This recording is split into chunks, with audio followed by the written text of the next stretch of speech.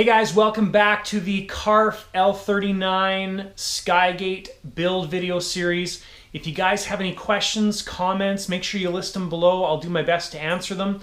Also, if you have not subscribed to my channel, don't forget to hit that subscribe button down below. When you hit the subscribe button, also hit the bell and you'll be notified of new videos from this build. Also, don't forget to give the video a thumbs up, and thanks so much for tuning in. All right, guys, so we've got a lot of next steps here in the organizing section. The next thing I'm doing here is working on the nose battery plugins. So basically we've got the two formers up front here. Had to cut the cross members out and made this piece here. Hey, sorry, those are my dogs. Made this piece here. It's going to get glued into place right there. So the goal of this is the nose will be on. There'll be an access hatch for the nose, and then basically this will be the main plug-in. So the MPX connectors will be inserted in here, and the wires will come off and feed the different components in the plane. So the way we're going to have this organized is not necessarily in this order, but turbine battery, receiver 1, receiver battery plug number 2, and then we're going to split the last two batteries. They're going to be some lithium-ion batteries, and we're going to have one that powers the gear by itself, and then another one's going to power the light controller and the smoke pump. Probably could get away with one battery for all three of those, but I'd rather have the gear separated from any of the other items, and that's how this is going to be laid out. So and basically the MPX connectors go in like this, and then we've got the battery plug itself, which is going to come off and plug into. So the battery plug's going to come in from the nose section and plug into here. So when we want to charge, all we have to do is unplug these and charge through the access hatch, which will be right here. And at the end of the day, all we need to do is reach in and unplug all these items. So we're going to have to come up with a color coding system just to make sure everything stays organized and plugged into the right battery and stuff, but that should be fairly simple to do. So but that's kind of the next step here. There's going to be quite a bit of wiring going on with this stuff and organizing and stuff, but that's the next step. Nothing really too technical, just have to get it wired up. All right, guys, so just working on the connectors here. What I've done is and I'll show you this clearer later, but I've connected the Unilite light controller and the wire for the smoke pump together, and soldered these extensions or these pieces on, and now it's going to go into the MPX connector, and then it's going to just push in and CA it into the actual connector. So there's no disconnects between those, which isn't a big deal. If we have to do any programming for the lighting controller, we can just put our laptop here, and there is a disconnect for the smoke pump. And then just working on all the wiring for everything else.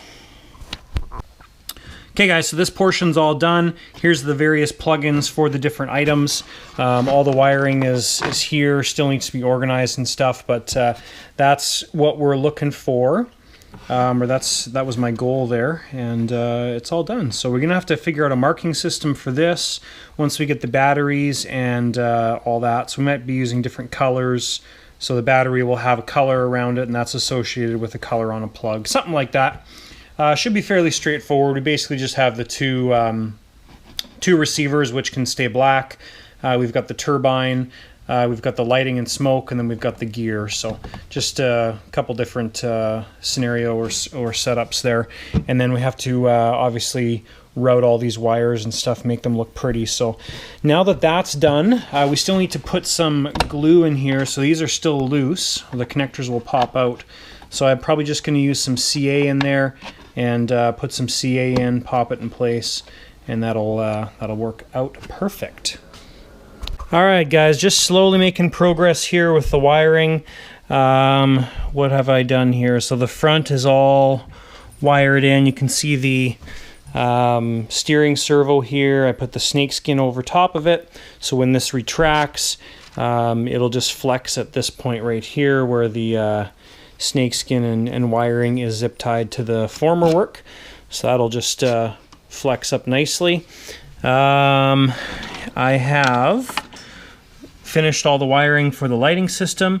I was going to run it on the outside here, just around the plate, but it was a lot cleaner if I drilled a hole. So drilled about a 1-inch hole there. I was able to pass all the connectors up and through, and then now I can use it for running other wiring and hiding extra wiring in there and stuff.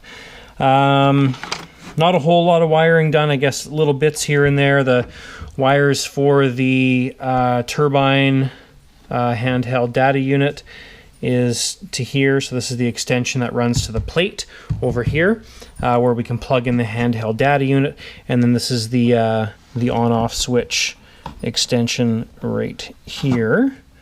The soft on-off switch is there. So that stuff's done.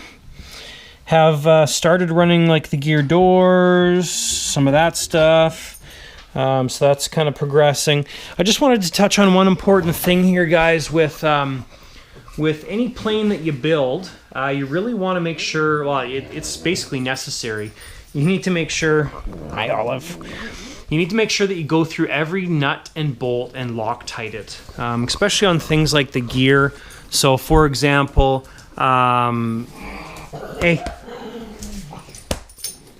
like set screws like this, the gear is going to have set screws all over the place. Those need to be Loctited. The wheels holding the bolts holding the wheels together. I mean, any of the bolts need to be Loctited. That's an important step in any plane. One suggestion I have for you is if you start Loctiting these bolts, do them all. Do all the front gear, get it all done.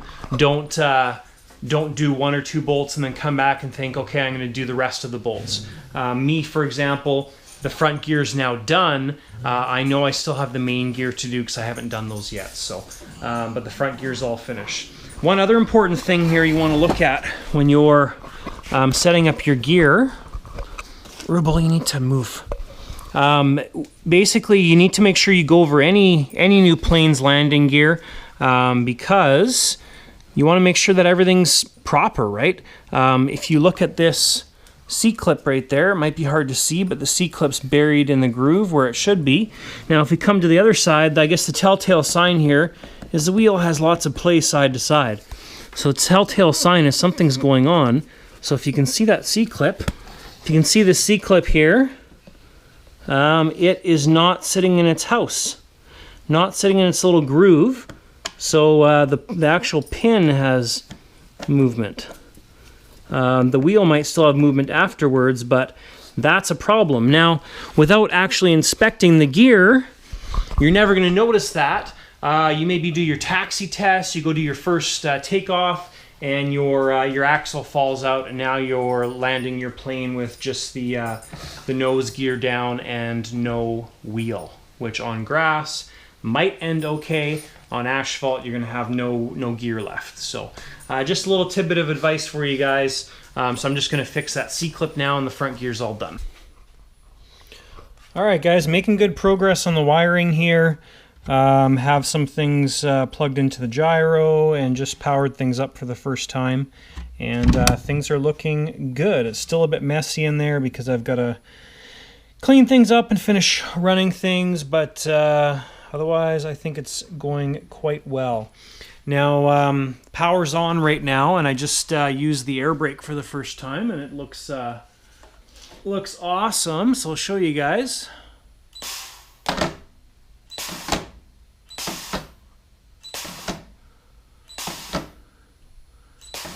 So it looks great, I think. Holds a lot of pressure as well too, or holds good pressure. I mean, we've cycled it. It was at 100 psi, and that was, I don't know how many runs that was, but anyways, it's looks to be working really good. So very impressed with that. All right, guys. So the wiring is essentially done. There's a little bit of work to do on this side over here with putting more of these clips in place just to hold these bundles. And we've got our converters here for channels 12, 13, 14, and 15. Still have to plug the smoke pump in, but I'm going to wait to get it all plumbed and everything first. And we've got to eventually figure out where we're putting our satellites.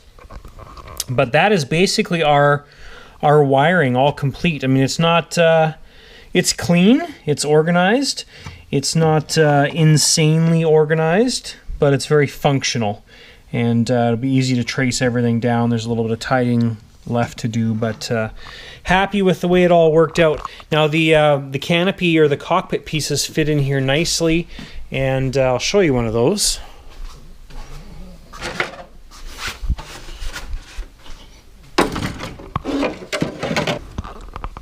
Okay, so that's the cockpit side inserted.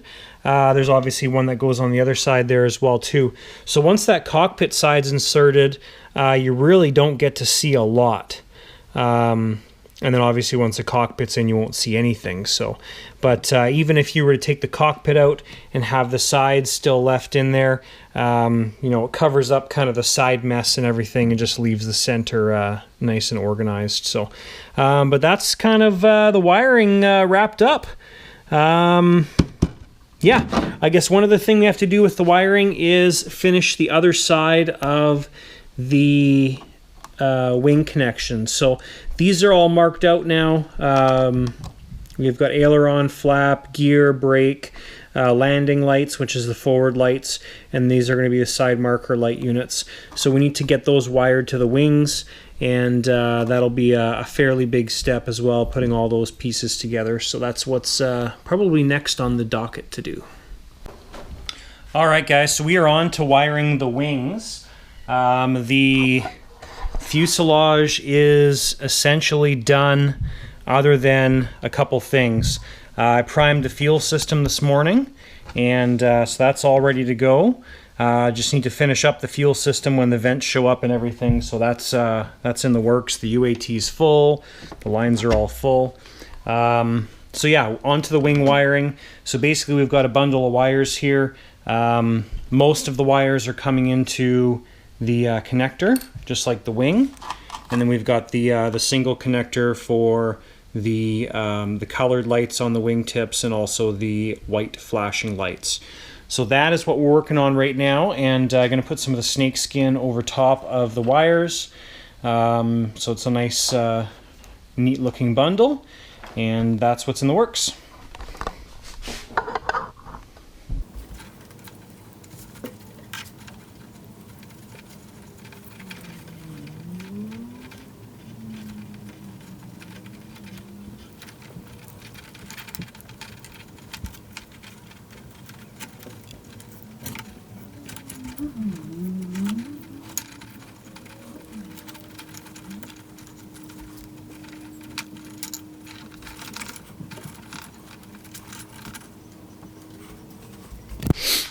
All right, folks, the one wing is wired and installed.